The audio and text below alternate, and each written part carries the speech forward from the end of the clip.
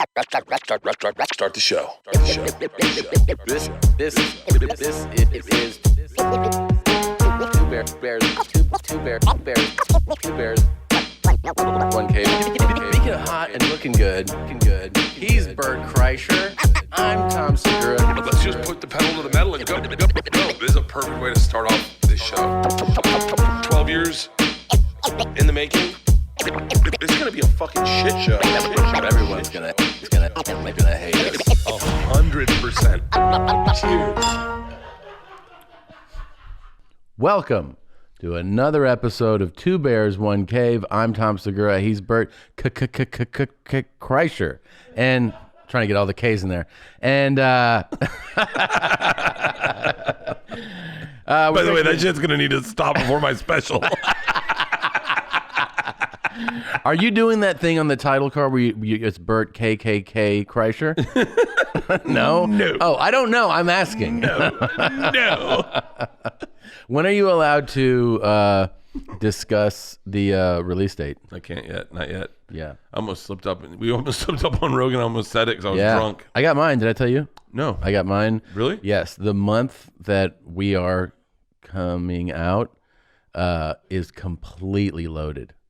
It is one after, like, it's... Wait, hold on. Are you with me? I'm a week apart from you. Yeah. Nice. Before? After. Damn it. And then, but you should see the whole. You should see the whole lineup. If yours had come out the week before, mine would have been huge. No, it's all going to be. It's all. Everyone's going to watch yours, and then mine will be out, and they'd be like, "Oh, Bert too." You know what the thing is? People will be still watching yours, going, "Oh, shut the fuck up." No, it's great. It's just great to be in the circle together, but it's not just Ooh, us. It's, I can tag my marketing for my special. I can throw yours in too. Thank you. Yeah, I'll take it. yeah. That's going to be fucking huge. It's going to be great. That's man. going to be really fucking huge. And then don't be surprised if Netflix is like, hey, do you mind promoting these other ones too? Wait, do you know who else is? Yeah, I know the whole Wait, lineup. can you write the names down that I want to know? Yeah. I want to know. God damn it. I wish I had what you have about, like, I remember going to Montreal with you and you were talking to these people and I was like, yeah, and then you're like, they're agents. And I was like, how did you even know that? And you're like, how do you not know that? And I was like, I just don't know anything about this business. I feel like... You have a pen? No, why would we? Yeah, I do actually have a pen. Dude, you're going to love the way this pen writes, too. Really? This pen writes so good. You got to take the top off. I know how that part works. We forgot our... Oh, yeah. Let me do this real quick. And then... Here, give me the pen. Yeah. Open it up for me. Okay. Just hold on a second, okay? Yeah. Do it a second. All right. Is this Policy Genius? Yeah. I love Policy Genius. It is 2020. 2020? 2020. My whole goal is be under 220 pounds for 2020. Under 220? Under 220 Okay. for 2020. That's a pretty good goal. Yeah. It's very achievable. Very achievable. And you're going to get to it soon? I'm really close. Well, look, Policy Genius can't help you with that. But what they can do is help you find the best home insurance policy for you. It is so important to get home insurance. Obviously, all the insurance, health insurance, car insurance, life insurance. Home insurance is extremely important. We both have it. All you have to do if you want to get home insurance, go to policygenius.com, answer a few quick questions about yourself and your property. Then Policy Genius will compare your policy against options from top insurers to make sure you're getting the right home insurance coverage at the best possible price. They've saved their customers an average of $690 per year doing just that. If Policy Genius finds you a better rate than what you're currently paying, they'll do all the work to get you switched. If you own a car, Policy Genius will compare your home and auto policies across different insurers, even mix and match to find you savings. I mean, I don't know. My dad beat a lot of things into my head growing up, but one of them was like to pay my insurance bills first. He was like, pay it before you pay your rent. real? Yeah. And it's just something that, you know. That's something we're talking about. Things we learned from our dad today. Yeah. I'm writing that down. Yeah. Or put it up on the screen. That's really pay your insurance bills first. Yeah, he absolutely did. He taught me that for sure. He was like, you know, you have to pay that first. Like health insurance, he was like, pay it first. Yeah. I was like, okay. My dad, I remember finding out that health insurance was important. You would be somebody who I figured would probably have to be told a lot. Yeah, man, listen. So if the science fiction homes of 2020 still haven't become science fact, don't get discouraged. Get home insurance at policygenius.com. In minutes, you can get the ball rolling on a policy for your new home or reshop your current policy. Policy Genius will always get the future wrong, but get home insurance right. Speaking of write down the names of the people having specials in our month. Okay. I'm going to do this for you. Okay. Is an interesting episode because we are going to talk about what we've learned from our dads, because your dad really has, don't you love the way that pen writes? Yes. Really? Actually, it really is great. It's a great fucking pen. You're not kidding. You want to keep it? I can give it to you because I bought 12 of them. Okay. And I sprinkle them all around my house, so I always have them. Same with sunglasses. These are the things I would teach my kids. Buy 5 pairs of your favorite sunglasses and leave them around the house. So that you never like current order for certain things.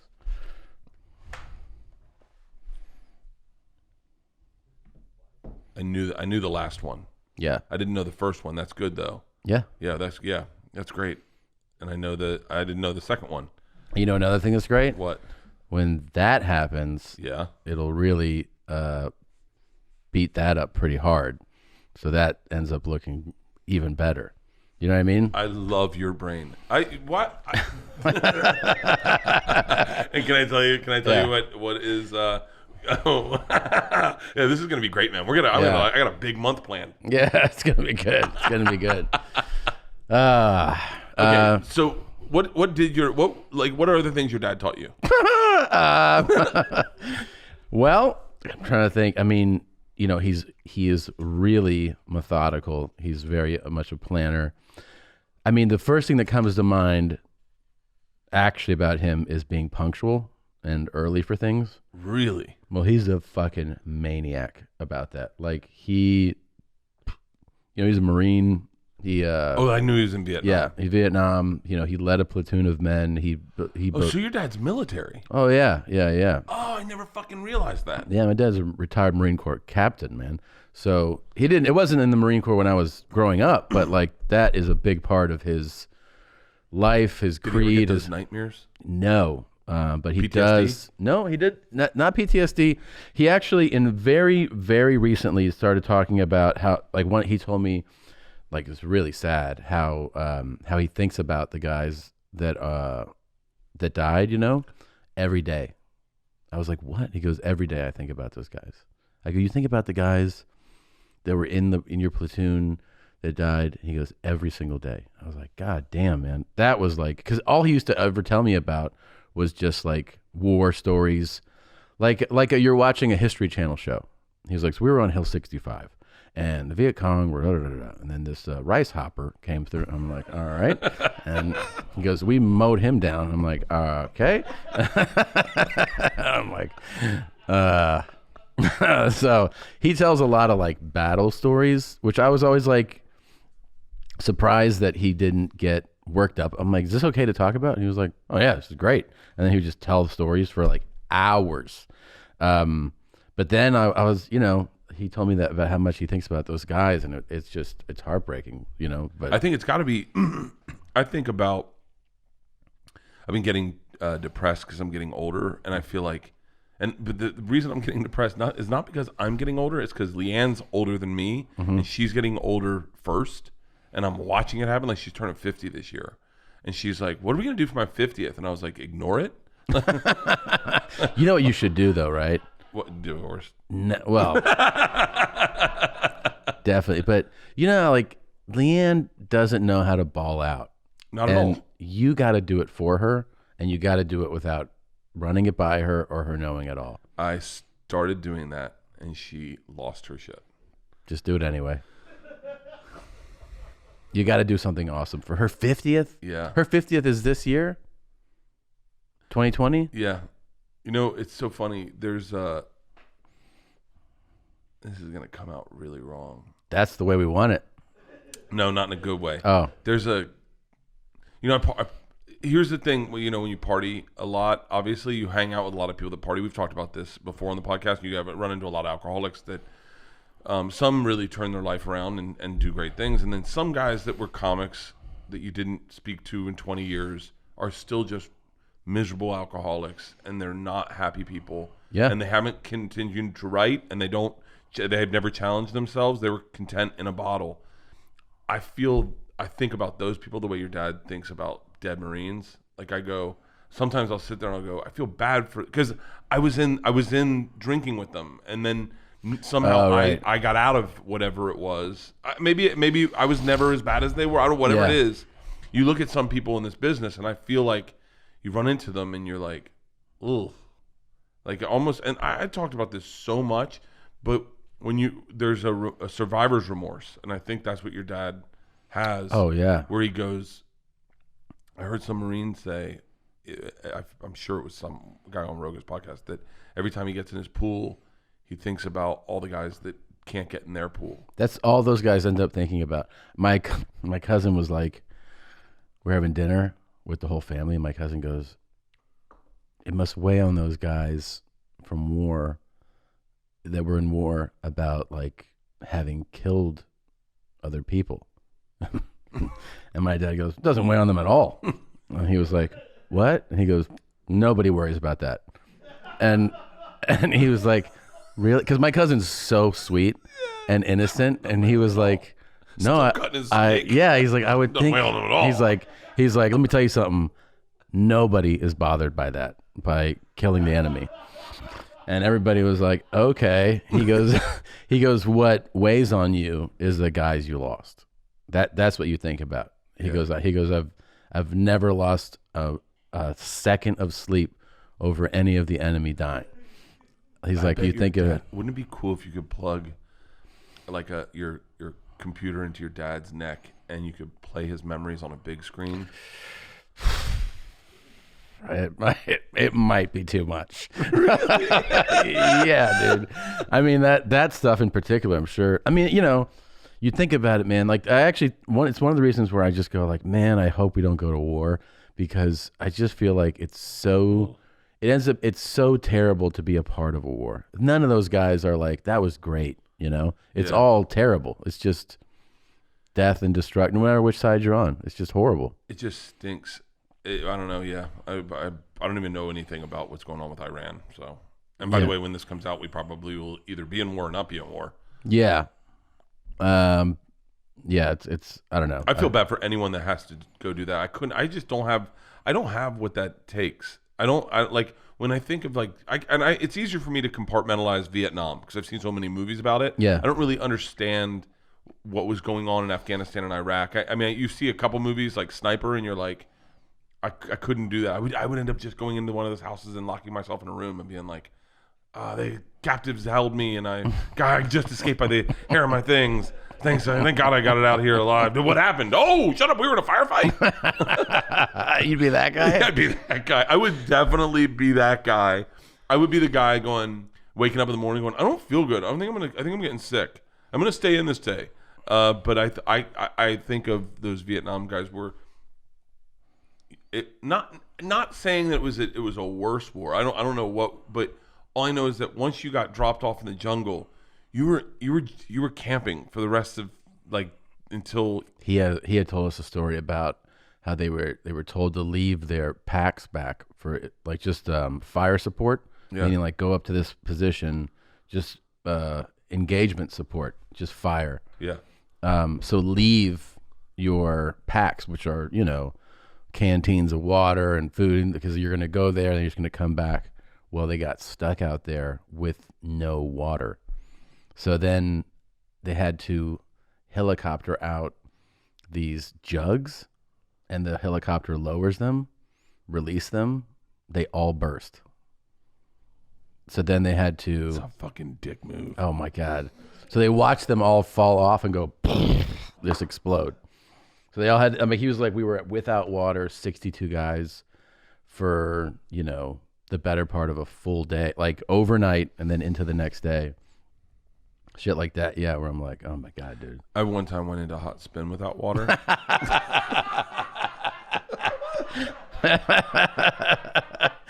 I had to get up in the middle of class and everyone they didn't like the doors being open. Yeah, yeah. And everyone looked at me weird and I know what that feels like. Yeah, I know exactly. God, man. Fucking Dude, I flew coach 4 years ago.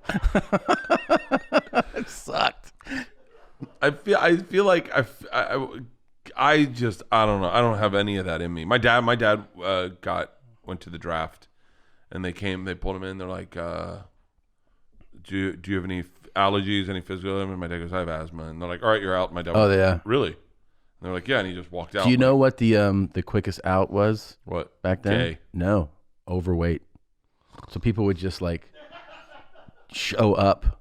He said one time sometimes they would go from like Central Command and bring somebody like a new guy. Yeah. My dad was, he's pretty hardcore. He said that like this guy walked up and my dad just looked at him. He goes, "Where'd they bring your sorry sack of shit ass from?" And the guy was like, "I'm from fucking Utah or something." He was like, "Get on that chopper and go back. Your fat ass can't fucking haul with us." And he was like, "Okay, awesome, yeah, good." He just sorry, sorry, I showed up. But that was a guy who actually made it through boot. Some of the guys, like if you were just here, because you couldn't even go to boot camp. I love that. I love the economy of directness in war. Oh yeah. Of the hey, there's no time to be worried about your feelings. Yeah. You're fat. You're gonna get me killed. Yeah. Leave. Yeah. There is that is so. I was reading this article today about the Ricky Gervais thing. He's getting in trouble for transphobic tweets or whatever. He is? They're not. I mean, by the way, they're not bad. I guess I'm the last person that should speak about any of this, and I know how this is going to be edited. But some lady, J.K. Rowling, supported some lady that was. Oh, I know what this is. And I don't. And then J.K. Rowling tweeted that she stands with Maya. I think Maya is a journalist, a researcher, like a genetic researcher who said. She said basically. I stand with her, meaning that the researcher had made a statement about scientifically. Yeah, that there are two sexes. Yeah, there are two sexes. Yeah, and I thought to myself, what does it say? What is it? Can you make it bigger? Oh, no, the Ricky Gervais made a joke. Oh. He goes, "We need to protect the rights of women, not to erode them, because some men have found a new cunning way to dominate and demonize an entire sex." That's not the joke I read. Yeah. But she basically said scientifically, if you are born a man, you will always be a man. I guess that is what she said. I'm not something to that effect. But I thought people lit up J.K. Rowling. Yeah. For saying but she was like, wear what you want, dress how you want, but there are two, and then people were like, didn't realize you just crushed my entire childhood dreams. I used to believe in Harry Potter's magic. And yeah, by the way, this coming from a woman who's written in fantasy her whole fucking life, can't understand that maybe someone doesn't feel like they're maybe they don't feel pull like up the J.K. Rowling tweet or whatever. Yeah, J.K. Rowling tweet was like, I want to get it right because it's very specific. Guys, we need to, all of a sudden, I know that I've made my living off fantasy, but we need to get real about this shit. Ooh, J.K. Rowling's is hot. Oh, yeah, there it is. Dress however you please. Call yourself what you like. Sleep with any consenting adult who'll have you. Live your best life in peace and security. But force women out of their jobs for stating that sex is real. I stand with Maya. This is not a drill. Okay, so, well, that's not as, I guess that's not as bad as what I thought you were saying. That's the tweet that blew out. So read what Maya wrote, because what Maya wrote was like, I think is a science. I think she's a scientist. Really? So I don't fucking know. This is why.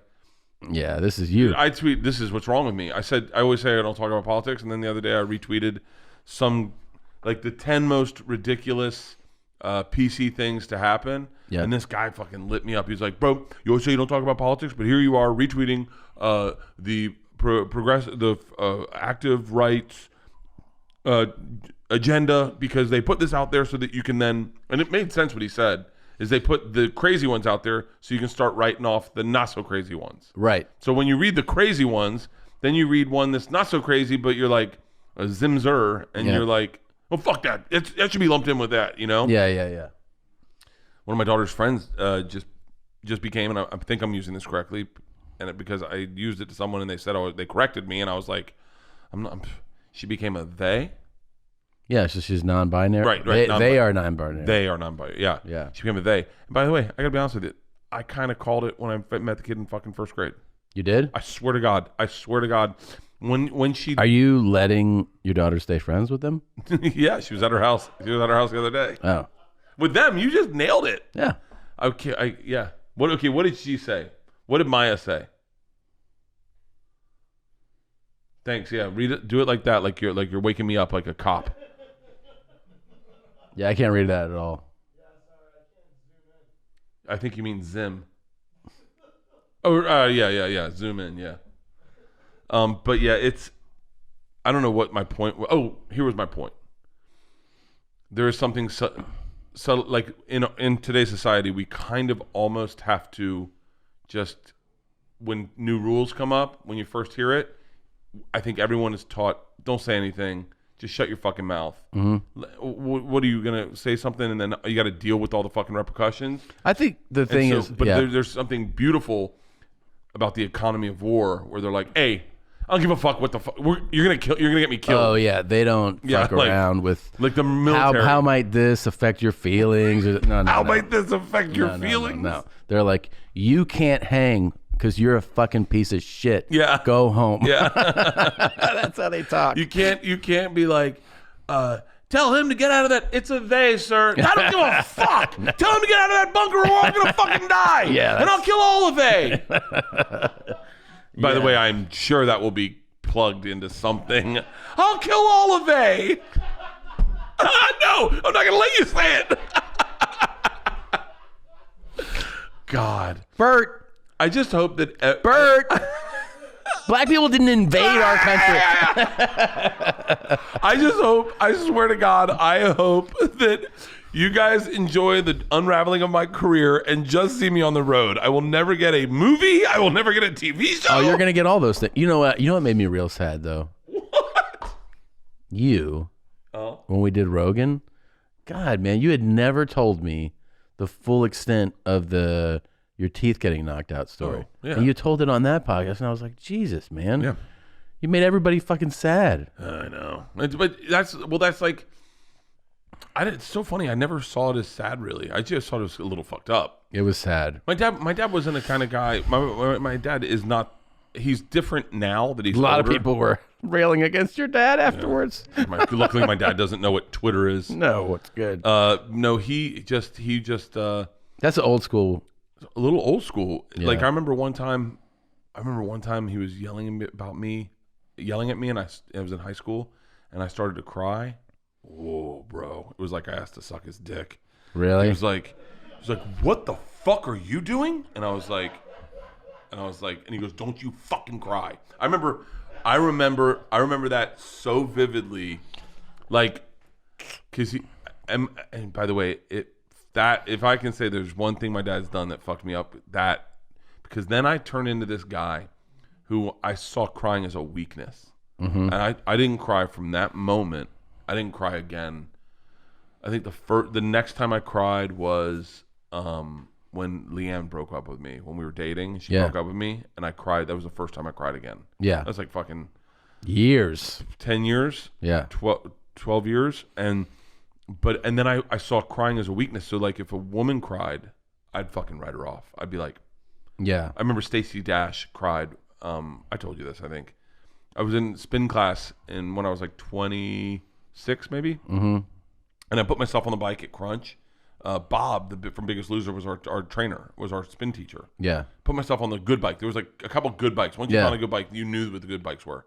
Put myself on the bike, and I go to fill up my water bottle. And I come back, and my stuff is on another bike, and Stacey Dash is on that bike. Mm-hmm. And I'm like, whoa, you just switched bikes. She goes, no, I didn't. I said, no, you definitely did. I put my stuff on that bike. She goes, oh, no. I called this bike. This is my bike. And I went, no, it's not. I put my stuff on that bike for a reason. She goes, what, does it matter? And I went, no, it does, because you know that it matters. You know that that's the good bike, and that the bike next to it sucks because they didn't fix the pedals. Yeah. And I go, if that is your feeling, then you take another bike and I'll take that bike. And Bob from Biggest Loser goes, hey, what's going on, guys? This is spin class. We shouldn't be fighting. I go, she took my bike. And he goes, did you take his bike? And she started crying. Yeah. And I went, you fucking cunt. Yeah, because how dare you shut down my argument, valid argument, for just going, I don't know how to use words so good, so I'm going to... It's manipulation. It's manipulation. And manipulation. And fucking women get away with it way more because they can just go to that crying technique. And then what happens is a lot of people who don't feel like engaging on the details of that argument just go, like, there's a woman crying. Just fucking be cool. It's a power man. shift. It's Immediately, everyone in public sees a woman crying and a man yelling, and they go, "Oh, he's abusive. He just abused her." And I go, "No." Everyone's going, Bert abuses women. Yeah. I'm saying in that situation, in that scenario, I abuse women like that. So,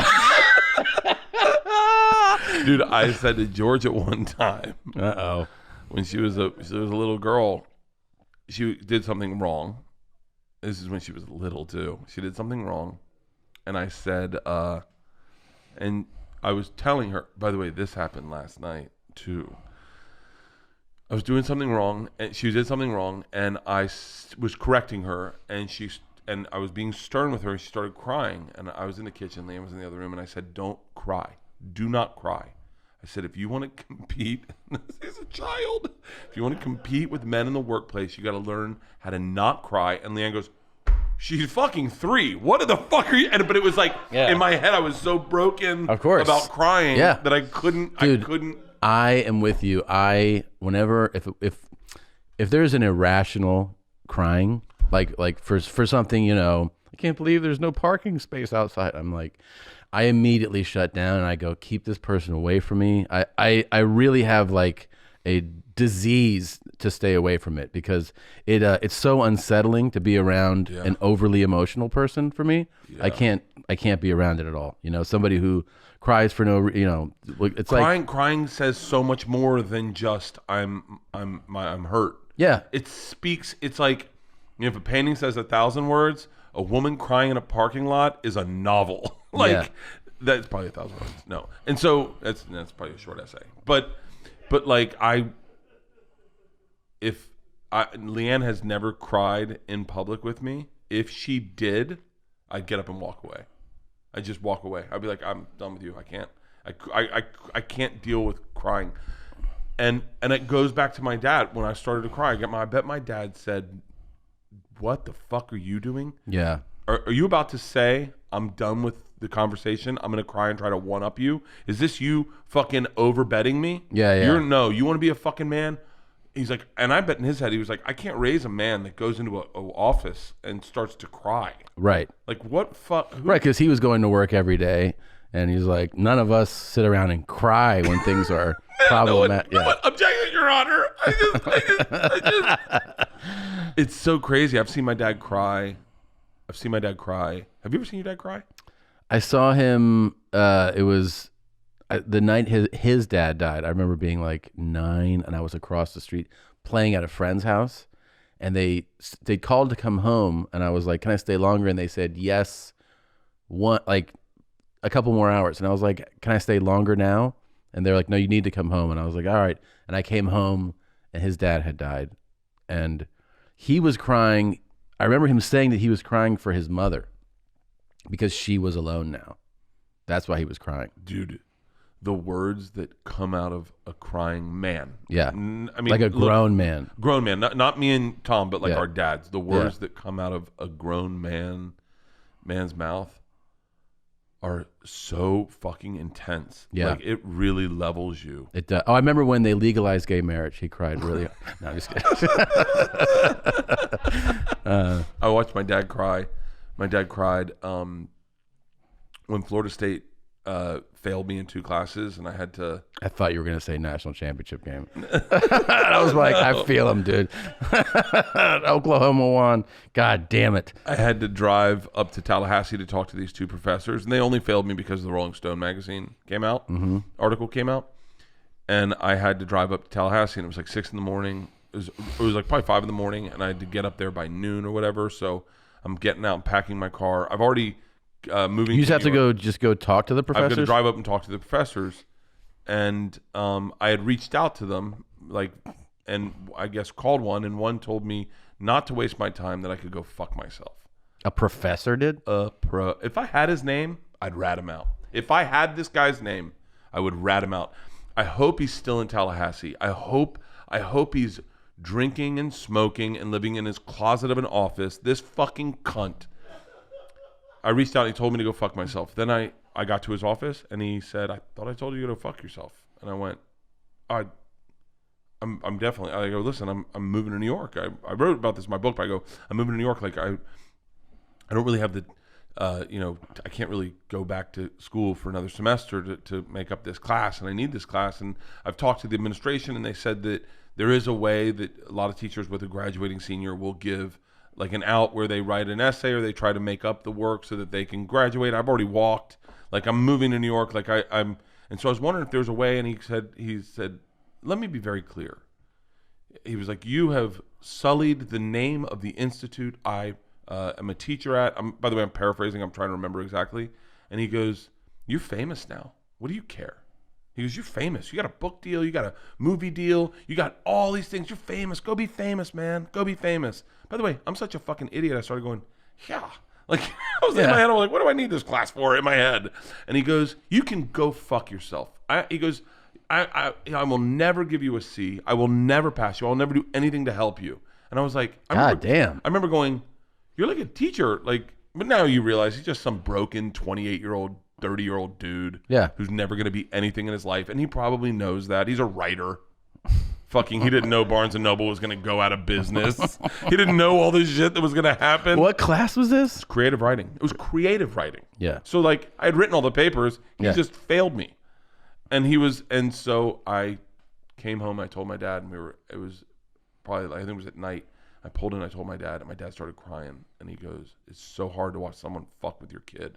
Yeah. Dude. And when you haven't seen this yet, but when people fuck with your child, fuck with your child, it raises emotions that are like parallel to panic, but in that fight or flight, that same thing that makes you panic and run makes you panic and want to murder motherfuckers. I'm real scared of how I'll respond to that. I think we all are. Like the first time your kid gets fucked with, like I had a bad reaction to just even a little bit of that at a park, where like I had pretty dark visions in my head. Dude, if anything, I'm vindictive, right? If anything. There's a woman who one time told a lie about Georgia. Mm-hmm. That woman's not doing so hot now. Really? Fucking kicked her out of everything. Fucking Scorpio. Fuck you, you cunt. It's like just shit like that, man. Yeah. My dad, I did threaten to kill somebody one time over the phone. Yeah. And the police got involved. Okay, wait, start this story from the beginning. Should we do this ad first? This episode of Two Bears, One Cave is supported by Whoop. Oh, you still got yours on? Dude, I missed it so much. I'll tell you the truth. I at the end of we did our Sober October, and I felt like November 1st, it was kind of like ceremonial, like the month is over. I took it off, and then I had it off for like a month, and I missed it so much. Yeah. I love the data. I love statistics. The data too. It's so funny. I was on, I took it off after the special, or for the special. I wasn't going to wear it for the special. I put it back on, and all of a sudden, I didn't have an account anymore. And I was like, did Whoop delete my account because I was done? I bet that it's still there. Yeah. I bet it's still there. Listen, it's a new year. Resolutions are absolute bullshit. Up to 80% of resolutions fail within a month. So we're what? We're a week into, a couple weeks into 2020. I do 25 push-ups every day this year. And while you do this, I'll just keep my resolution going. Do it. In 2020, our friends at Whoop are flipping the script and asking you to make this year your best year yet by prioritizing something you already do every single day. Sleep. Commit to your 2020 rest-olution using the Whoop fitness tracker to monitor how much sleep you need, how well you slept, and how recovered your body is when you wake up. It's no secret anymore. One of the best things you can do for your body is get more and better sleep. Why? Because it aids recovery, supports your heart and immune system, sets a rock-solid foundation for you to perform your best each day. On the other hand, bad sleep means poor recovery, high stress and strain, and decreased mental and physical performance. My face red? Just not so good. Whoop is a wrist-worn tracker that collects crucial biometric data 24/7, things like resting heart rate variability, and yes, sleep. This mountain of data is analyzed by their algorithms that then pluck out the most important factors to help you change your daily behavior. The end result, better sleep and better lifestyle, and feeling good enough to do whatever it is you do best. That's the Restolution at work. Check out Whoop's fitness tracker at whoop.com. Use code REST2020. That's REST 2020 to get 15% off your Whoop membership and start hacking your sleep before Restolution season slips away. I'll tell you, and they're not even asking me to continue saying this, my favorite thing is looking at that sleep analysis. Yeah. And I learned it's so accurate. I have one on this Garmin, and it's not that accurate. And I also learned that like everybody, literally every single one of us, has different needs for this. I've discovered that my absolute bare minimum to get through a functioning day, just function, 6. If I get less than 6 hours, I'm in a really bad place. Oh. And if I can get over 7, it's like there's no equal feeling for me. I just feel so amazing. It's the best. This fudges it the other way. And every day it's like 7 hours and 45 minutes. And I'm like, eh. Yeah. I remember throwing up in my mouth last night. You don't register that? Okay. This podcast is also, by the way, get ready. This podcast is also brought to you by the Lawnmower 3.0. Manscaped, you guys have killed it. Yes. The Lawnmower 2.0 was a game changer. I'm saying I've shaved my balls. Up until I gained weight, I shaved my balls all the time. And then when I gained weight, it was a lot of just guesswork. Yeah. Just hoping the rubber didn't hit the road. And if you had regular clippers, you just couldn't shave your balls. There was no shaving your balls when you're fat because you couldn't see them. So you just were like this. With the Lawnmower 2.0, I could shave my balls fat because there was no nicks. You could really go up against the skin and it wouldn't even catch. And I know that it's gross to use the balls on your face, the clippers on your face, on your balls. Yeah. But this lawnmower was so good. I found myself doing the cheeks right here. And the lips. And yeah. It really is. You know what I love is that you can take that into the shower. I use it in the shower. For real? Yeah. Guys, listen up. Valentine's Day is right around the corner. And if you don't want to be that guy with the bush or that nerd who cut his balls prior to getting it on, by the way, I've been that guy where you have a little nick on the back of your sack. Yeah. And the chick's like, what is this? And you're like, you're like, just get back there. Yeah. Whether or not you have a Valentine's, you need to be prepared and look good down there. Like I've said, millions of balls get nicked, and they don't anymore thanks to Manscaped's advanced skin-safe technology. Don't just use the same trimmer on your face as you use balls. I do that. But get yourself the best gift this Valentine's Day. The Manscaped Mower 2.0 is a gift for both you and her, but now they have the 3.0. Always use the right tool for the job. Your balls will thank you. Get 20% off and free shipping with the code BEARS at manscaped.com. That's 20% off with free shipping at manscaped.com and use the code BEARS. Say sexy this Valentine's Day and Manscaped. Yeah, it's a great product. I love that. I really honestly do love that. That is the best. Trimming in the shower. I'm telling you, that's the. I didn't know initially that they made it for you could use it in the shower. I didn't know that until you said it. Yeah. I trim in the toilet. Yeah. Like when I'm taking a shit. Yeah. While you're taking a shit, sometimes I'll bring I have the clippers by the toilet, and so I'll just go in, and as I'm shitting, I'll just trim. It's pretty cool. Now that I've lost weight, I can definitely see what I'm doing, which it makes it so nice. Yeah. Little trimming technique, if you guys need a little hint. Trim just a little bit back above your cock.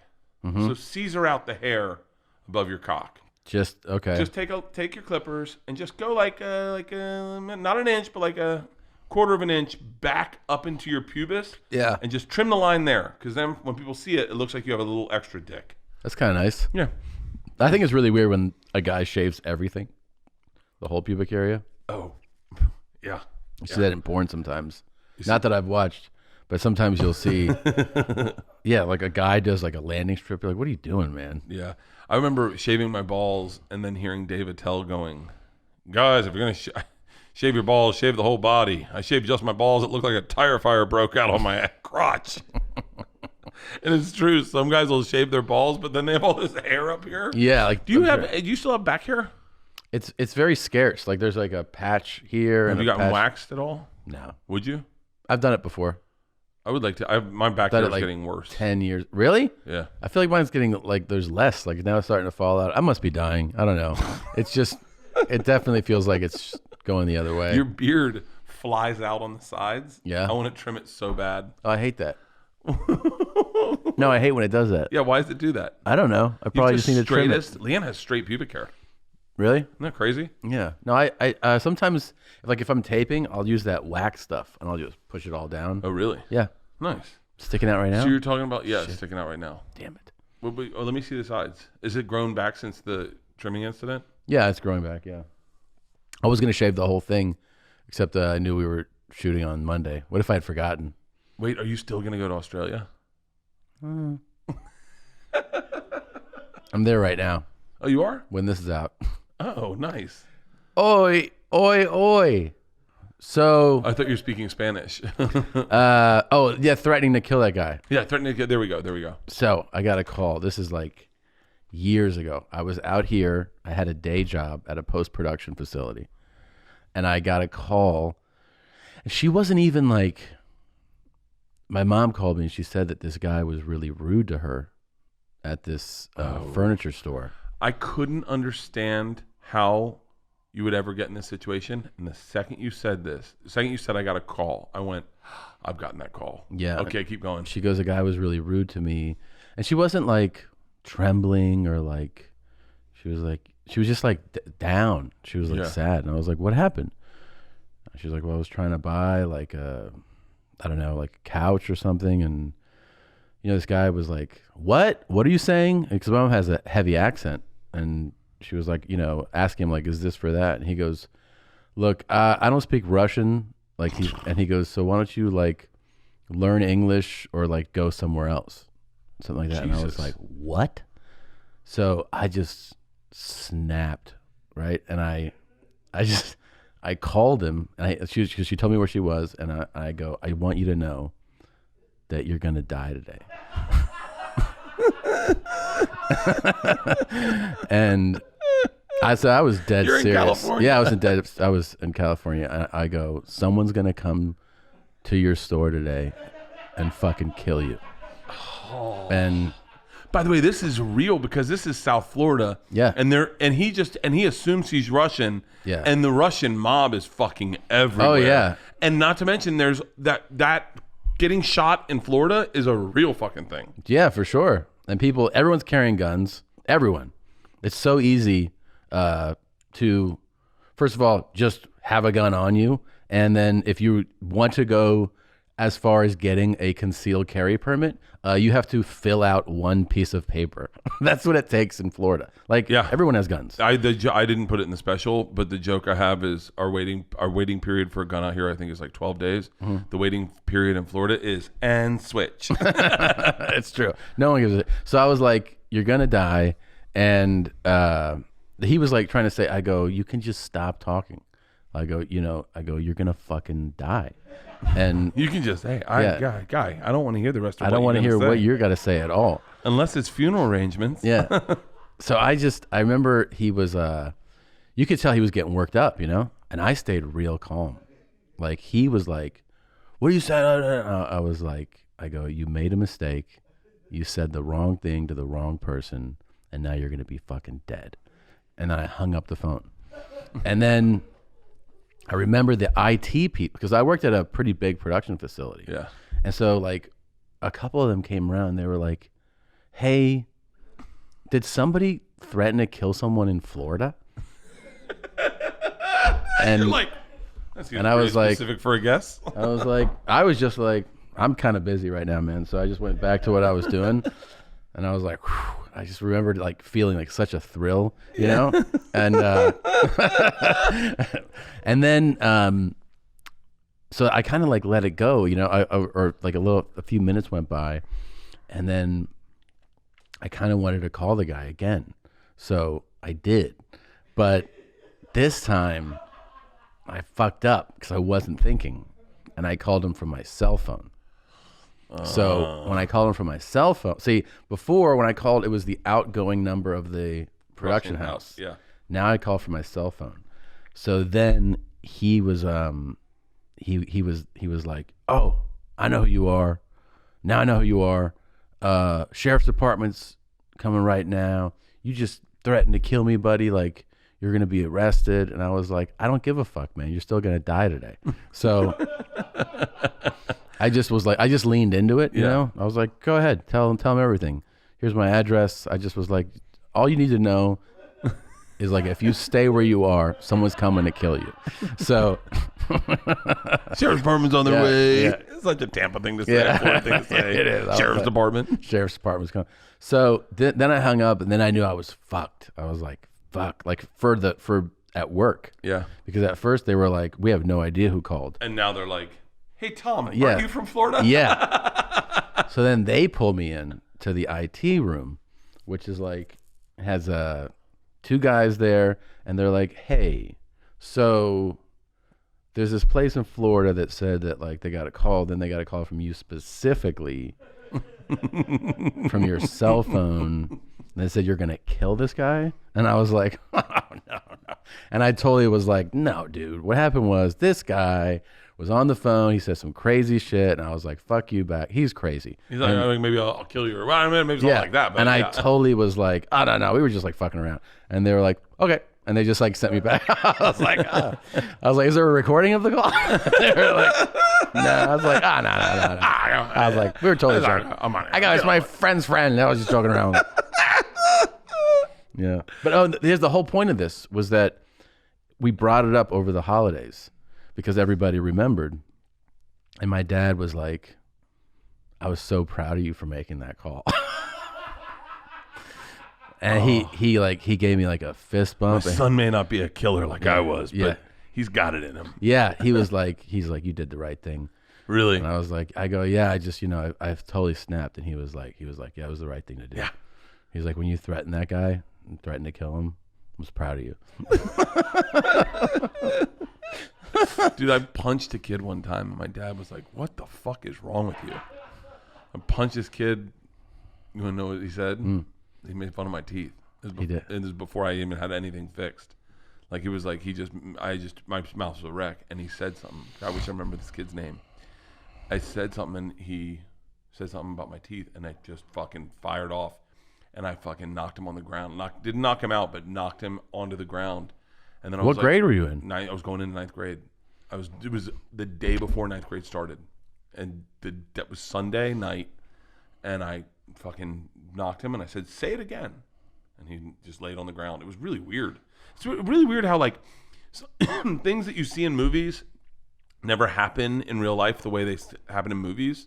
You know, like you in that moment you hit someone, you think it's gonna be like everyone's but a lot of people are like, "What the fuck did you just do?" And the kid's like, "Why? Well, you hit me, man."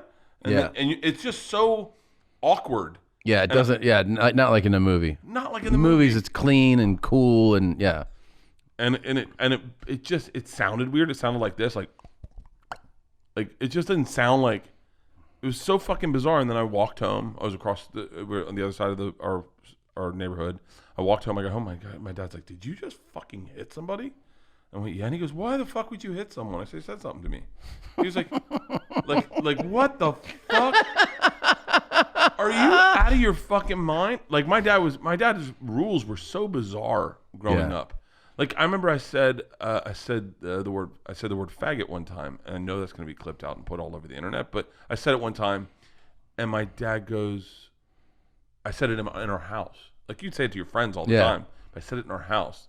My dad goes, "What the fuck did you just say?"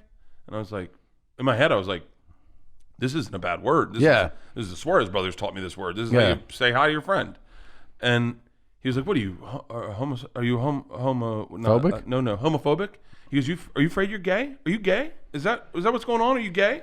If you're gay, tell me you're gay. I'm fine. I'll love a gay son. Tell me you're gay. Are you gay? And I was like, what? No. He goes, are you having a relationship? Like really aggressive about it. And I go, what? He goes, don't ever use that fucking word in my house. Don't ever use that fucking word in my house. I was like, okay. Whoa. I walked away and I was like, faggot. But it's so weird because that was way, and then in a weird way, I never heard that word the same. Yeah. Word wasn't huge in my vocabulary as a kid, but it was, very big with all my friends. And in a weird way, because my dad got so aggressive about that, I was like, oh. Yeah, my dad. I didn't really hear my dad ever. I never heard my dad say that. He.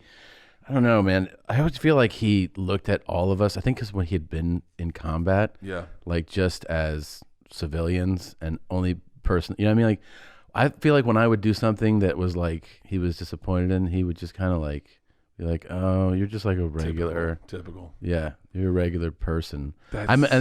His criticism would be if I was lazy, I wanted to like sleep in, and if I was like, "Oh, this is heavy," like he'd be like, "Bring this bag inside," whatever. Yeah, I'd be like, "It's heavy." He's like, "Come on, Sarah," and I was like, "Jesus, like Sarah." Yeah, just call me a girl's name. He'd be like, "Hey, Alice, is that heavy?" And I was like, "Come on, Sarah." I was like, "That's great." Yep. And then I like bring it in. He's like, "Jesus, come on." Man. We should do a dad's trip. Take our dads together somewhere. What do you think? Do you think my dad and your dad would get along like me and you? They would get along. I mean, they would. My dad. I think my dad would.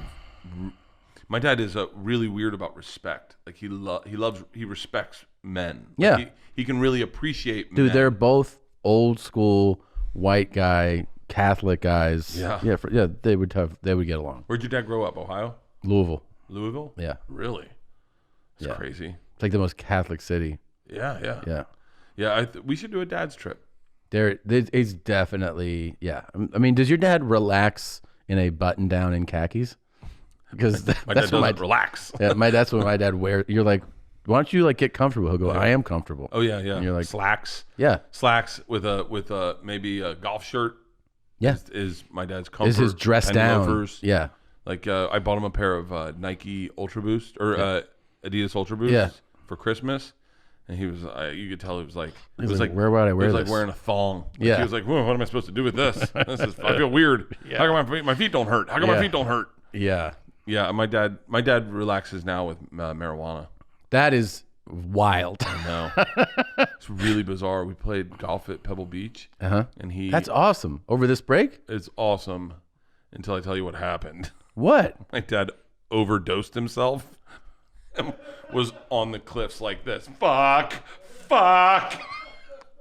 Super high? So high. How was his golf swing? Horrible as he hurt his back the day before. Oh shit. We played this is like a week or two ago? No. We played Spyglass. Spyglass or Spanish. I think we played Spyglass the day before I had an eagle. And it was fucking one of the most beautiful days of my life. One of the best days. One of those days, I've had a couple with my dad. You have a good golf swing, man. Yeah, thanks. I remember when we did Top Golf. Yeah, Ari was a shockingly good golfer. He was chipping well. Yeah, he played competitively at his yeshiva, I think. He did?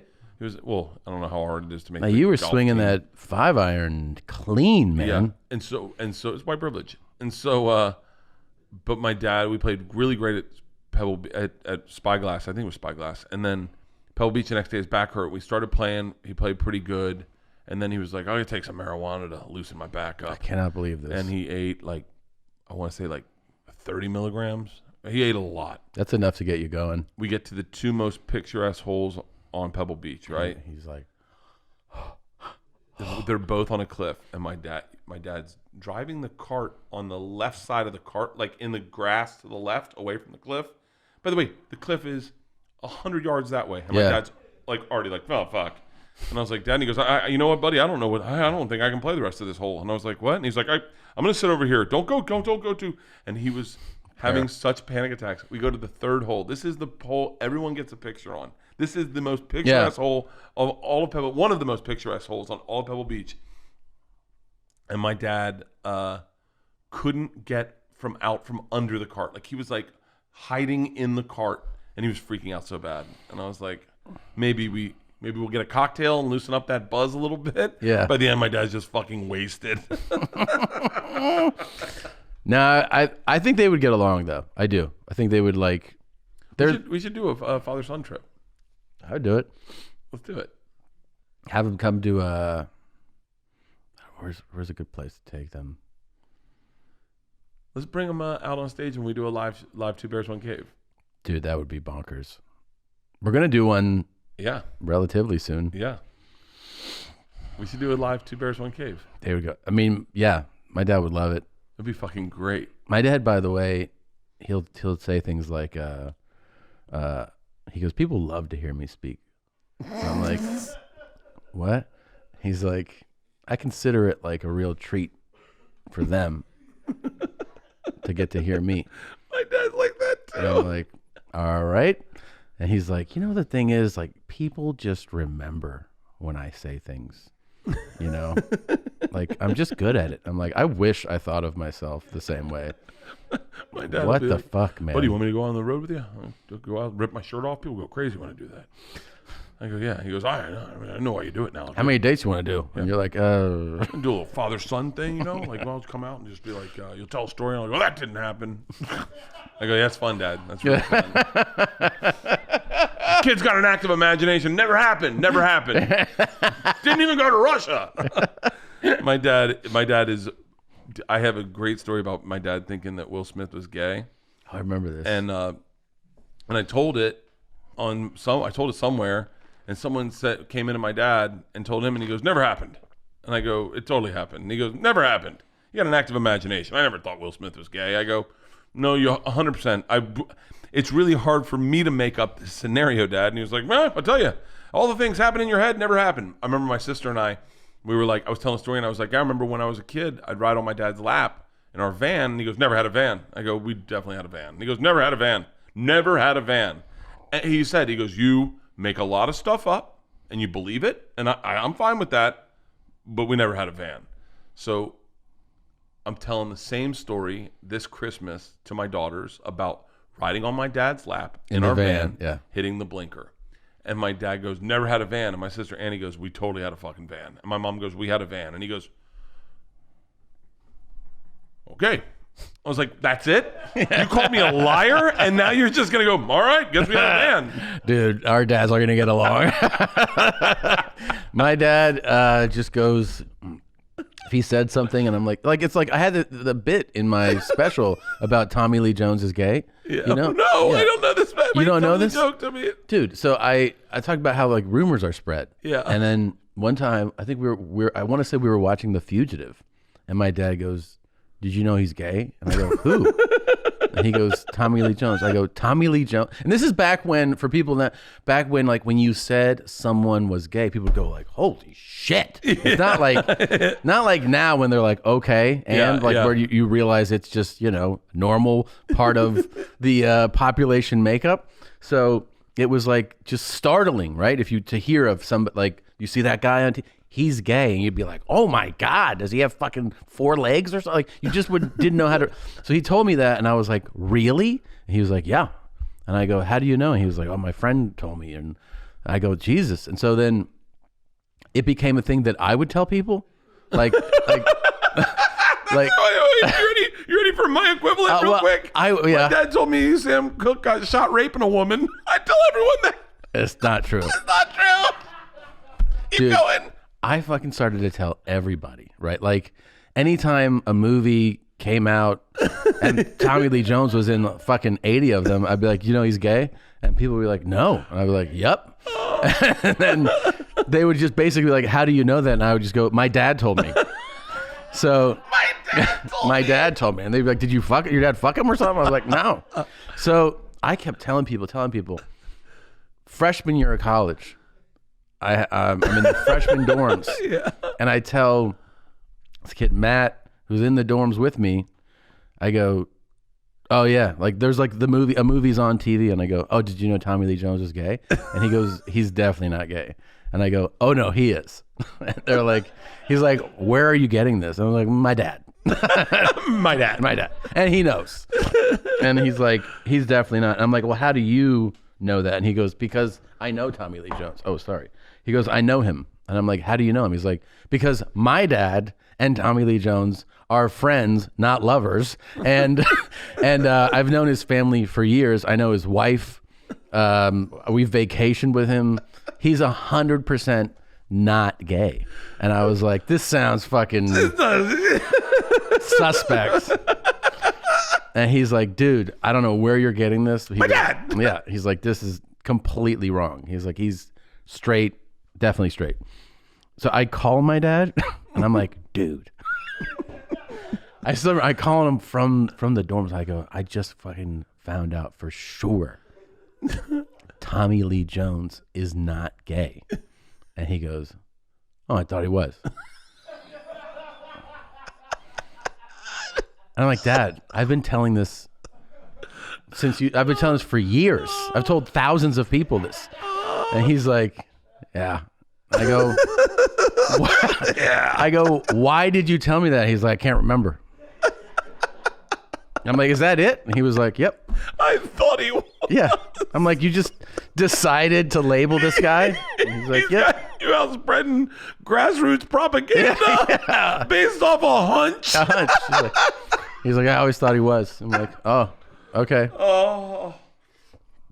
Yep. Oh, the fucking.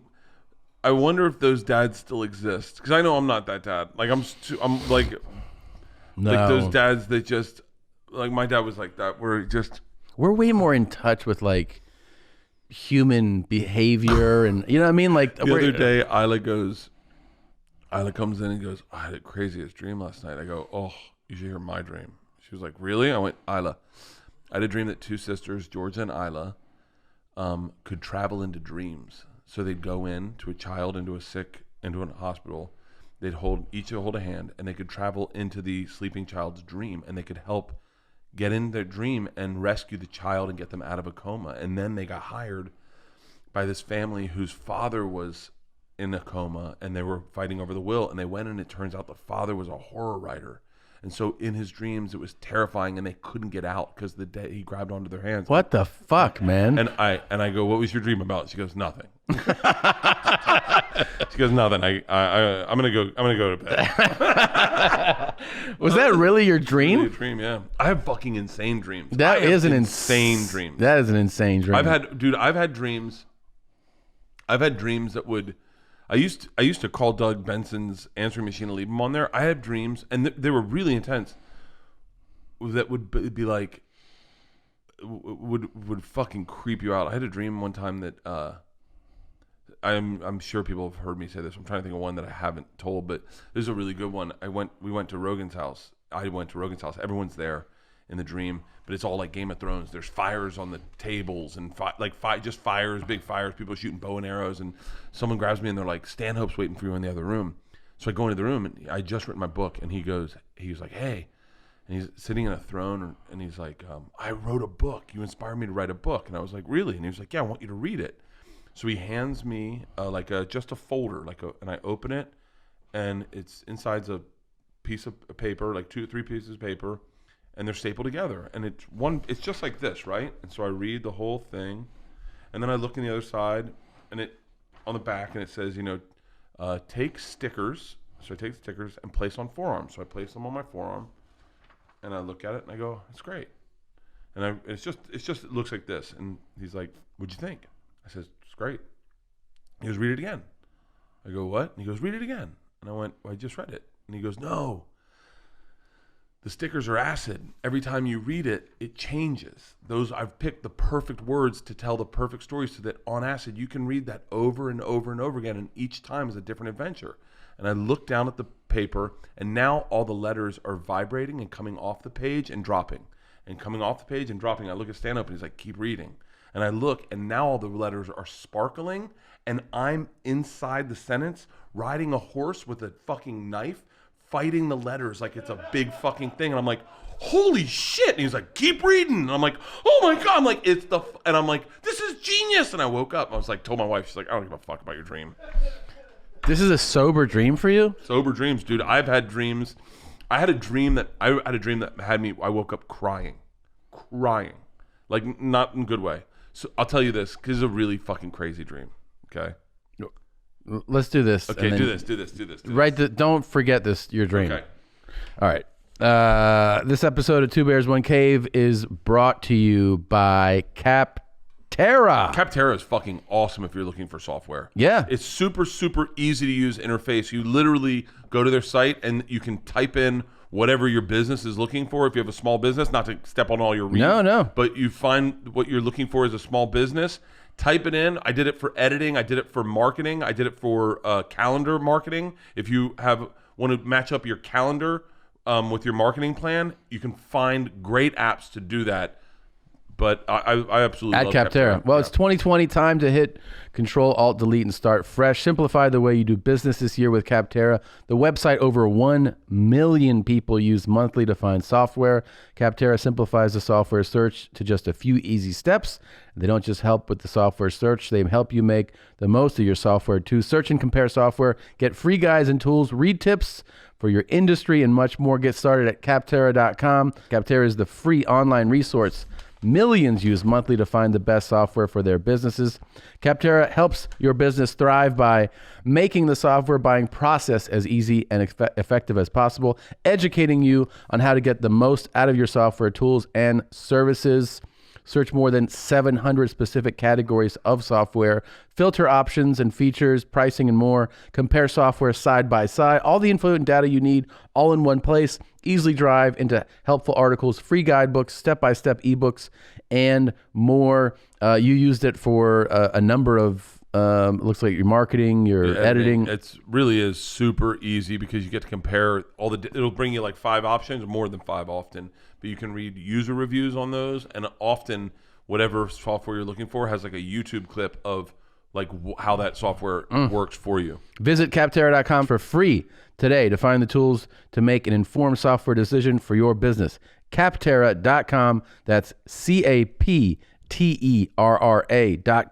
Capterra, software selection simplified.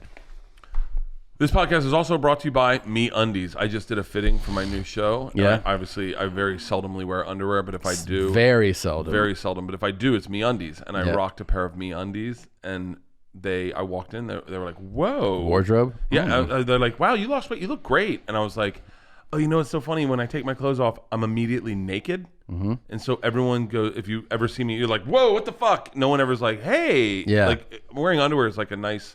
kind of transition into dick. Yeah, you should try to do that more. Love's in the air. Grab someone. Grab the Lysol. Just kidding. Even though this is a made-up holiday, it's really cute. It's also the perfect time to show that special someone how much you care and to say those 3 words that everyone wants to hear. What are those 3 words? I love you. Match my undies. Oh. MeUndies has the most adorable Valentine's Day print to get all the lovey-dovey this year. Don't worry if you don't have a boo. MeUndies also makes buddy bands, so you can match it with your best friend. No, with your pet. Huh? You match your underwear with your pet. Okay. MeUndies has a great offer for our listeners. Any first-time purchasers, you get 15% off and free shipping. This is a no-brainer, especially because we have 100% satisfaction guaranteed. Get 15% off your first pair, free shipping, and 100% satisfaction guaranteed. Go to MeUndies.com/bears. That is MeUndies.com/bears. I'm being honest. One of my favorite things to do is work out in MeUndies. Yeah. Because it's so much easier than, I gotta be honest with you, it's better than running shorts. Yeah. I wish MeUndies made like modal. I just wear their underwear. It's so comfortable. Why put on another pair of shorts? I'm doing it in my man cave anyway, dude. And then I swim in them. This is a perfect. Yeah, the MeUndies are fantastic. This is a perfect time to bring up the fact that we kind of are thrown into another weight loss thing again. How's this working? So has it already started? Yes. Oh. Yeah. Basically, I think that when we did our Sober October recap, Joe was like, you could tell like in his eyes, he was like, you guys are fat again. Oh, Jesus. And he was like, it's kind of upsetting to me. Like, it's like when he sees you smoke someone smoke a cigarette, he's like, ugh. So he was like, why are you guys fat again? And we're like, I don't know. And then he was like, let's do a weight loss thing. And everyone was like, okay. And then with Ari, he's like, and you please try to put something on. He looks like he's Ari. looks like he's fucking 80. Ari needs to put some muscle on because he's just got an old man's body. Yeah, he does. Like he needs to put muscle on for real because he looks like just looks like, you know, and that's the number one thing for guys like that. Jews? No, skinny, those lanky guys. Yeah, is their bone density starts to disappear. His is. Yeah, his bone density is disappearing. It's really low. That's why he broke his fucking wrist skiing because he's turning into old man. Yeah, and that thing that happens with him, with guys like him, that skinny, don't have any mass, is one injury leads to another injury, and that leads to death. Death is knocking on his door. That soon? 100%. He's gonna break a hip. Easy. He'll break a hip. Jesus. His bones are so brittle. He's got to lift weights. He broke his wrist doing nothing, and it was a severe break. Yeah. Like he. When I tell you going nothing, he was skiing pretty fast, but still, a lot of people fucking bust and don't break their bones. Yeah. No, he needs. So he's doing that, and then you and I are supposed to. Joe wants to lose 10 pounds. No, 15. 15 pounds. He wants to get to 190. What are you trying to get down to? I want to get to 205. But by the end of February, that's not what you're trying to do then, right? I don't know. By the way, I can totally focus on weight loss now because I got nothing on my plate. I mean, not nothing, but right. But are you gonna try to be 205? You're not trying to be 205 by the end of February. I just want to get as low as I can get. I want to get below 220 and stay below 220. Yeah. I can maintain weight fine. Like I can actually. Let me rephrase this. I cannot gain weight. I know how to not gain weight, and I know how to gain weight. But I know how to not gain weight. The losing the weight is hard. Yeah. Once, like when we got down to the weight. What's the hard part for you of weight loss? What's the hard part? Honestly, I was talking to someone about drinking, and they were saying, like, you know, I was out of control. I'd find myself walking over the bottle and just grabbing it and drinking it. I went, I'm like that with my refrigerator. Like if Isla and I have the same fucking brain. Last night we're watching some stupid show, Alaskan Bush People, and they have a commercial for Domino's has a Brooklyn style pizza, Brooklyn foldable style. Yeah. And Isla's fingers go up here. She goes, "Oh, Dad." Yeah, skipper fingers. She Yeah. goes, "We should get one of those." It's 10 o'clock at night. Yeah.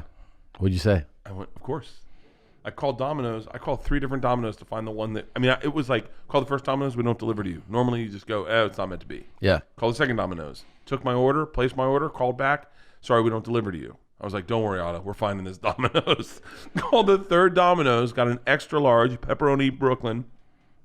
Sent it in, and I said to myself, I got it for Isla. I'm not going to have any. I literally am saying this. Really? I'm lying to myself. I'm lying to myself. I'm knowing full well I'm taking one to the face. I go, you guys want some pizza? And George is like, I'll take one. And Leanne's like, I'll try it. And I was like, well, we're all going to have one. And I'm like, no, not me. So I put them all out in the, Tom, I ate one by myself and then lied to myself and took them out and go, here you go. And they're like, you're not going to have one? And I went, nah, I already ate it. I lied. I just lied. I can't help myself. I cannot fucking help myself. Did you have more than one? I did not. For real? I did not. My mouth's watering.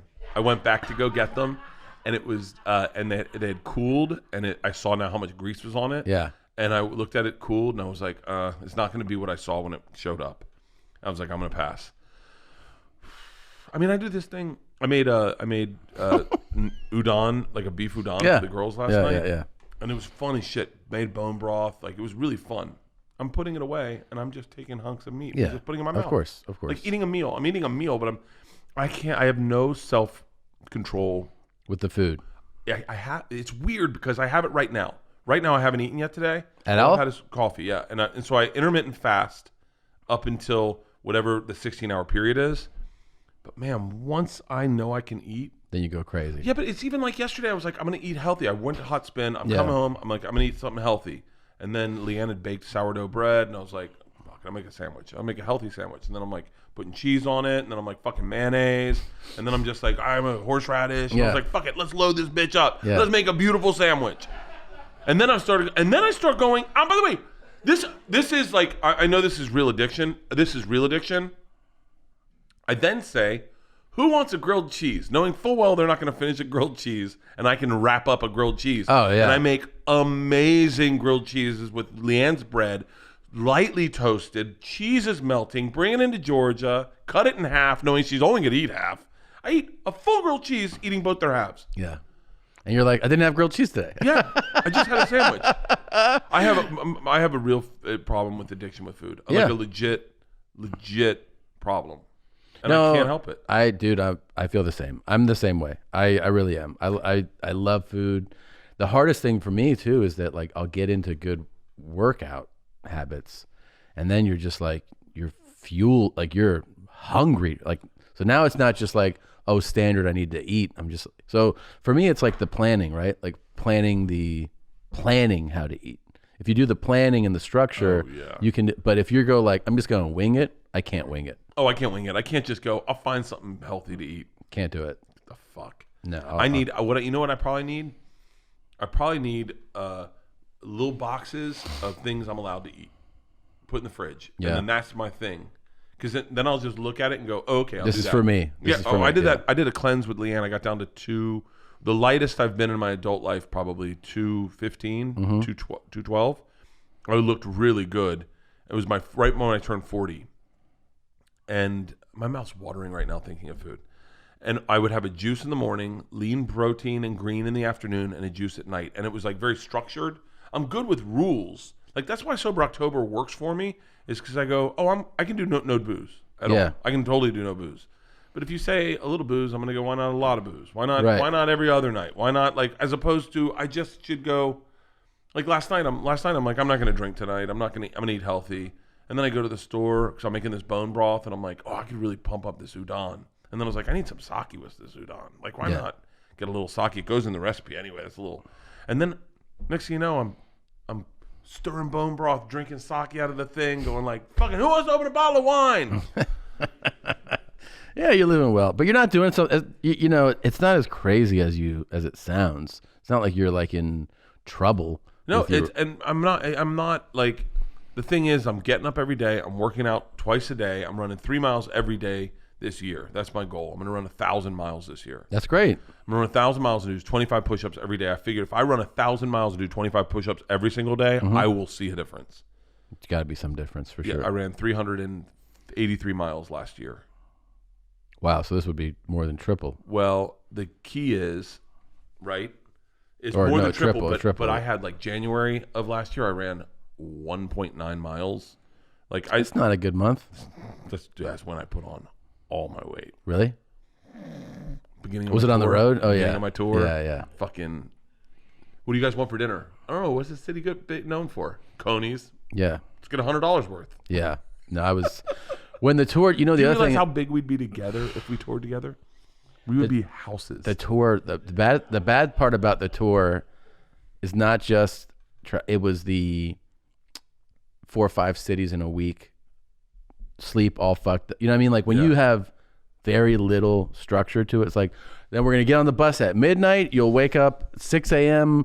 We'll be in this city, you know, and then you're like dragging through that day. You have 2 shows that night. Get back on the bus. Those weeks are not good for your health. And casinos. I did 2 casinos in December, and Pachanga and Borgata. And you get done in Borgata, you know, especially Borgata. Pachanga was amazing as well, but especially Borgata, you get done and they're like, hey, we got a table for you at the restaurant. Yeah. Everything's taken care of. And you're like, oh, cool. And you go in, you're like, they're like, what do you want? And I was like, what's good? And he was bone-in filet. And you're like, I'll take one. Oh, it's midnight. Give me a double Tito's and soda. Yeah, but don't forget, you got to try. We have like 6 great appetizers. Dude. You want us to bring them all out? Pachanga, like, we go to Pachanga, and I go in, and I said, you know, I'm with my family. No, that was Borgata. I'm with Borgata. I'm with my family. And meaning my uncle, my cousins, and Ian, my opener, and they go, what do you want? And I said, well, what's good? And they go, scallops is really good, the bacon's really good, but the seafood tower is pretty outrageous. And I go, well, we don't need all that. We'll just go bacon and scallops. And then the guy comes over and leans at me and he goes, it's comped. I went, what? And he goes, it's comped, so get the seafood tower. And I was like, oh yeah, okay. And then he comes over and he goes, so what do you guys want to eat? And I go, why don't you just pick? He goes, yeah? I said, yeah. He goes, you're going to like what I bring out. He brought out, I think, one of every steak and had them all pre-sliced. And it was all over the fucking table. And it was, and he brought, they had a My mouth is watering right now. They had a bone-in veal parmesan. A bone-in. Never even heard of that. Veal parmesan. It was the greatest thing I had ever had in my life. I'm gonna tell you, it was so good. Comp meal. I'm not gonna say what I tipped because I was pretty drunk. But I think I tipped. I'm pretty sure I tipped. Wow. Right? But you're talking about a $1,200 meal. Yeah. Can I tell you? I tipped. I called someone and asked him what I tipped, and he goes, "You tip what the bill was." God damn. I said, "Really?" And he goes, "You are saving 20%. You tip what the bill was." And I went, "It's an interesting way to look at it. I had already planned on paying it, so that is an interesting way to." Someone says this is for free. Who told you that? I mean, one of my buddies, movie producer. Oh, wow. Tom Hayslip. He goes, "You tip." If someone's comping your meal, you tip them what the bill would have been. And then you just save 20%, knowing you would have tipped 20%. So ultimately, it's a good deal. And I was like, I'll just tip half the bill or whatever, roughly. But the best was he then told me how everyone else tipped. So, I'm not the only comic that goes to the Borgata. Lots of comics go to the Borgata. Lots of comics get exactly what I got. A lot of comics get comped meals. A lot of comics bring in families. And not so good? And not so good. Some guys are great. Some guys are great. He was like, I'm not supposed to tell you this, but man, I'll tell you right now. You tip nice. I went, really? He goes, oh, yeah. All right. Well, these cameras are about to go off, so I'd like the full scoop. Yeah, I'll give it to you. Yeah, you want to go to restaurants with me. I go, I'm a fucking asshole. Let's go. I mean, I'm just like. Oh, we're going to eat tomorrow. We are? Oh, yeah. Yeah. Yeah, I'm always just like, they'll be like, well, the 4 big ones that people usually order. I'm like, so those? And they're like, you want all of them? And I'm like, yeah. And they're like, oh, okay. And I'm like, bring them all out, and then, have the table share that, and then come back. Maybe we'll do multiple courses. And they're like, this isn't a multiple course restaurant. I'm like, yeah, we'll do it anyway. Dude, Leanne goes, can I tell you something that I think is pretty basic, but I don't think you're really getting your head around? I said, what's that? She goes, in the periods of your life when you're gaining weight, it's when you're ordering 2 meals at dinner. And I went, yeah. And by the way, I don't see it because I know I only eat half of those meals. Yeah. Like, because sometimes I'll go to dinner and I won't know, like I did this the other day at an Italian restaurant. I said, I know I should get the fish, and the fish sounds good. Yeah. But what's your best pasta? And he goes, oh. Yeah. And I go, okay, I'll get one of each. Squid ink. Right? Oh, come on. How do you not go squid ink? Yeah. And so Leanne's like, and then Leanne got her meal and it sucked. And I go, try my squid ink. And she was like, oh, no, you got it. And I go, no, have it. And then I pass it around. Everyone take a little bite. God, it's really good. Squid ink's great. And then I eat the fish. Fish was a little bony. And then you're like, oh, thank God I got the squid ink, So, but ordering 2 meals is my favorite thing. Or going to them and saying, what's your 4 best appetizers? Just bring them out. Don't even tell me what they are. Yeah. Oh, I love being surprised. Yeah, of course. Shit, man. I'm fucking starving right now. Yeah. It's 1:03. I haven't eaten today. Oh yeah, I gotta get going. What if you could get something to eat right now? What would it be? Right now? Like drive through, like. I mean, I haven't eaten much today either, so something like really hearty and fatty sounds good, like a big ass, In-N-Out burger, or like. I mean, you talking about steaks just make me want a steak. I went to a steakhouse last night and got salmon, trying to be a good boy. Well, I talked to my trainer. That's like having a threesome and just jacking off in the corner. I know. My trainer, I was going through this fucking weight loss thing because we had broken down my... Hold on. What is the joke there? You went to a steakhouse and got salmon. That's like wearing a condom in a threesome. I went to a steak and got salmon. I went to a steakhouse and got salmon. That's like being gay but not having anal sex. What's the point of being gay then? Yeah. If you're just getting blowjobs. It's like being black and never rapping. Okay. All right. I can't co-sign that. So it's like what? Nothing. I guess that's 9. Great. Do it. No. Do it. No way. No fucking way. That's a great one though. Oh. It's like being a pedophile and not and not having a computer. Wait, what were we? Oh yeah. I was talking to my trainer, and he was like, "Well, you know what your macros are, right? You break down like your protein, carb, fat per day." Yeah. And then he was like, "Hey, I broke this all down." He goes, "So like, your calorie intake should be," and it was like 1,700, and I was like, "I feel like maybe I should calculate it." He's like, "Are you hitting that?" I was like, I think more, but I gotta go look at the data." Wait, so you looked at your calorie intake the same way people look at baking at altitude? You're like, It's a couple thousand feet. Leanne All right. got a trainer. She did? Leanne got a trainer. And When's her 50th? August 20th. Dude, what are you planning? You got to plan something crazy. I was thinking of originally I wanted to get a beach house in Hawaii and fly whoever she wants out to Hawaii. Yeah. And everyone go to a beach house for like a week. That's great. Yeah, she's like, why would we do that? Why don't we just get a beach house in Malibu? And then I was like, okay. And then she's like, well, wait, why would we even get a beach house? Let's just have a party. You need to Just keeps fucking whittling it down. you need to override. Yeah. You need to just do it anyway. You need to book it. Just book it and be like, "You're fucked. Happy birthday." We gotta go. I gotta run. Love you. Happy Pretty New Boy Year. World Tour. Tom's in Australia right now. Yep. En Espanol. Go to tomsegura.com/tour for the dates that I'm announcing a bunch of dates later in 2020, but he's on a big tour right now, so go see Pretty him. Boy World Tour. I will see you guys. Have fun. Have fun. All right, love you. Love you. Bye. Bert and Tom, Tom and Bert. One goes topless while the other wears a shirt. Tom tells stories and Bert's the machine. There's not a chance in hell that they'll keep it clean. Here's what we call two bears, one cave. No scripts, a bit of booze, amateur partology. Dirty jokes, raunchy humor, no apologies. Here's what we call two bears, one cave.